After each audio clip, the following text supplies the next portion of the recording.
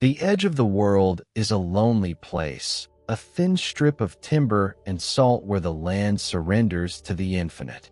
Here, the Atlantic does not just speak. It roars, a primal tongue that has forgotten the meaning of mercy.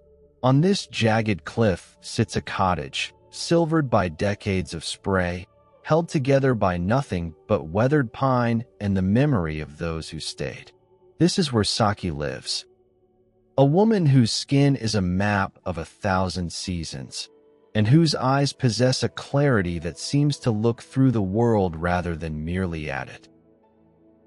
And then there is Kai, her grandson, a child of the city, a man who measures life in decibels and deadlines. He carries the noise of the modern world in his marrow, a frantic, buzzing energy that believes safety is something you buy, and peace is something you build with iron bolts. "Grandmother, please." The radio is nothing but static now, but the last report said the pressure is bottoming out. This isn't just a squall. It's a monster. I've boarded the south windows, but the wood is rotting. We should have left for the mainland hours ago. Why are you still standing out here on the porch? The salt is already stinging my eyes. The sea is preparing for a great cleansing, Kai. It is a heavy night. And when the weight of the sky becomes too much to bear, we must offer a point of reference. A small anchor for the soul. An anchor? You're holding a glass lamp. It's a relic, Saki.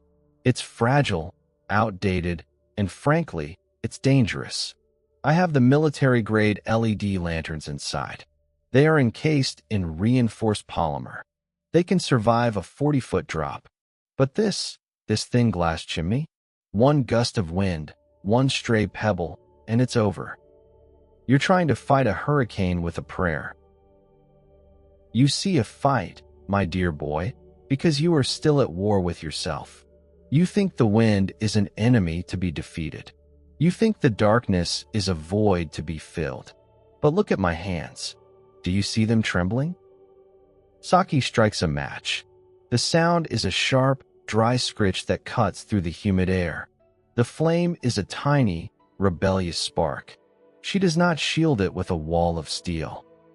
Instead, she cups her hands around it, loosely, gently, creating a hollow of warmth. She touches the wick. The flame catches, a small amber heartbeat in the center of the gathering gloom. Resistance is the father of all breakage, Kai.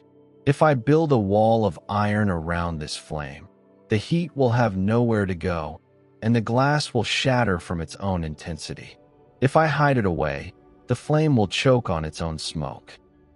To keep the light alive, you must give it room to breathe, and you must give the wind room to pass. It's here. The porch is already slick. Saki, get inside.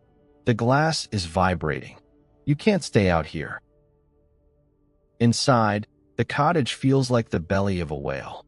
The timbers groan and the floorboards shiver as the ocean pummels the cliffside. Kai is pacing, a caged animal in a 600-square-foot room. He checks his phone. No signal. He checks the door bolts.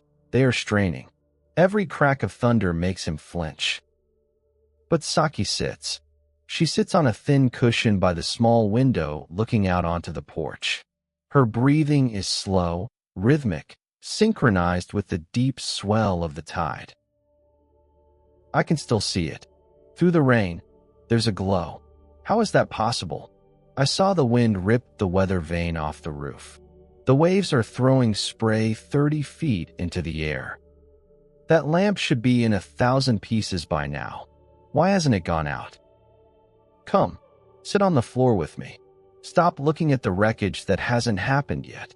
Stop measuring the wind's speed and start observing the nature of the space inside the glass. I don't understand your space, Saki.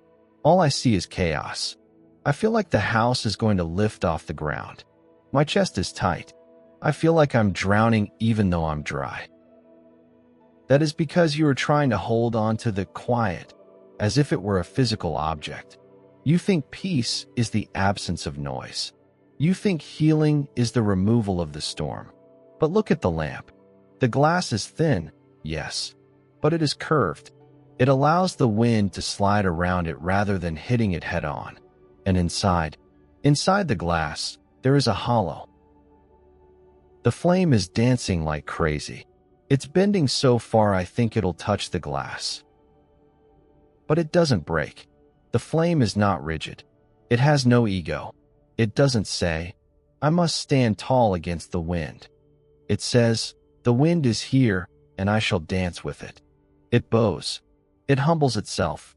It stretches and thins, but it never forgets its center, the wick. As long as the wick is grounded in the oil, the flame can endure any shape the wind demands. Kai watches the amber glow. It is the only warm thing in a world of cold gray fury. He begins to notice that Saki isn't just watching the lamp. She is the lamp. Her body is the glass. Her spirit is the flame. You are like the surface of the sea, Kai. You are all waves, all foam, all crashing white water. You are exhausted because you are trying to be the entire ocean at once. But the ocean is deep. If you could dive just 10 meters below those crashing waves, what would you find? Silence and stillness. The storm is still happening up there. The wind is still screaming.